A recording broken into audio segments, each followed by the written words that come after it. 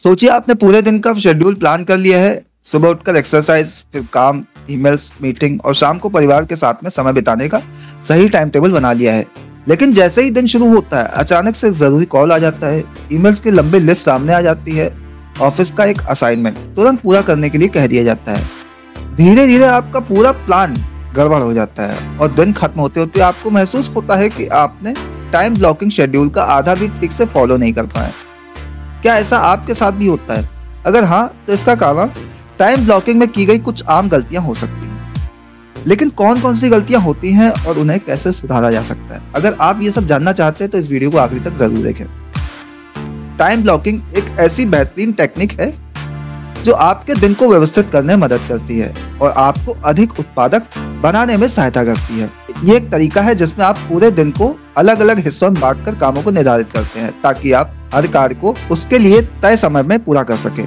लेकिन कई बार लोग इसे सही तरीके से नहीं अपनाते हैं और फिर यही तरीका उनके लिए बोझिल लगने लगता है। अगर कुछ सामान्य गलतियां की जाए तो टाइम ब्लॉकिंग आपके तनाव को कम करने के बजाय और बढ़ा सकती है। सबसे आम गलती ये होती है कि लोग अपने पूरे दिन का शेड्यूल बहुत सख्ती से बना लेते हैं। उन्हें लगता है कि हर मिनट को प्लान करने से वो ज्यादा प्रभावी हो जाएंगे, लेकिन असल में ये उल्टा असर डालता है। जब कोई अप्रत्याशित काम सामने आ जाता है तो पूरा शेड्यूल बिगड़ जाता है और तनाव बढ़ने लगता है। ये जरूरी है कि आप अपने शेड्यूल में थोड़ा लचीलापन रखें ताकि अचानक से आने वाले कार्यों को समायोजित किया जा सके और आप खुद को निराश न महसूस करें। दूसरी बड़ी गलती ये होती है कि लोग अपने ऊर्जा स्तर को ध्यान में नहीं रखते। हर किसी का शरीर और दिमाग अलग तरीके से काम करता है। कुछ लोग सुबह ज्यादा फोकस्ड होते हैं और कुछ देर रात में बेहतर काम कर सकते हैं। अगर कोई व्यक्ति अपने सबसे कठिन कार्य को उस समय पर शेड्यूल कर ले जब उसकी ऊर्जा सबसे कम होती है तो वो कार्य अपेक्षित परिणाम नहीं दे पाएगा। इसलिए ये जरूरी है कि टाइम ब्लॉकिंग करते समय इस बात का ध्यान रखा जाए कि कौन सा काम किस समय पर किया जाए ताकि वो ज्यादा प्रभावी हो और आपकी प्रोडक्टिविटी बढ़े। तीसरी गलती ये होती है कि लोग अपनी प्राथमिकताओं को सही तरीके से तय नहीं करते। अक्सर लोग पहले आसान काम कर लेते हैं और कठिन कार्यों को टालते रहते हैं। इससे दिन का सबसे महत्वपूर्ण कार्य अधूरा रह जाता है और अंत में जब उसे पूरा करने का समय आता है तो या तो थकान हो चुकी होती है या फिर पर्याप्त समय नहीं बचता। इस वजह से तनाव और बढ़ जाता है और कार्य की क्वालिटी भी प्रभावित होती है।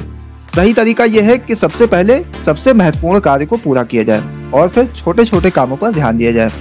एक और बहुत बड़ी गलती होती है कि लोग ब्रेक लेने को नजरअंदाज कर देते हैं। उन्हें लगता है कि ज्यादा से ज्यादा समय तक लगातार काम करने से उनका ज्यादा काम हो जाएगा, लेकिन असल में ये सबसे बड़ी गलती हो सकती है। लगातार काम करने से दिमाग थक जाता है और आपकी कार्य क्षमता घटने लगती है। यही कारण है कि बड़े बड़े उत्पादक छोटे छोटे ब्रेक लेना पसंद करते हैं। जब आप अपने टाइम ब्लॉकिंग शेड्यूल में छोटे छोटे ब्रेक शामिल करते हैं तो ये आपके दिमाग को तरोताजा रखता है और आप अगले कार्य पर ज्यादा फोकस कर पाते हैं। इसके अलावा बहुत से लोग अपने टाइम ब्लॉकिंग शेड्यूल को रिव्यू नहीं करते और एक बार शेड्यूल बना लेते हैं और फिर उसे फॉलो करने की कोशिश करते हैं।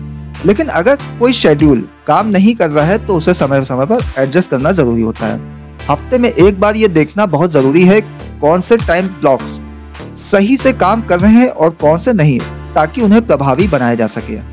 यदि किसी कार्य को पूरा करने में ज्यादा समय लग रहा है तो उसे छोटे हिस्सों में बांटकर प्लान किया जाना चाहिए।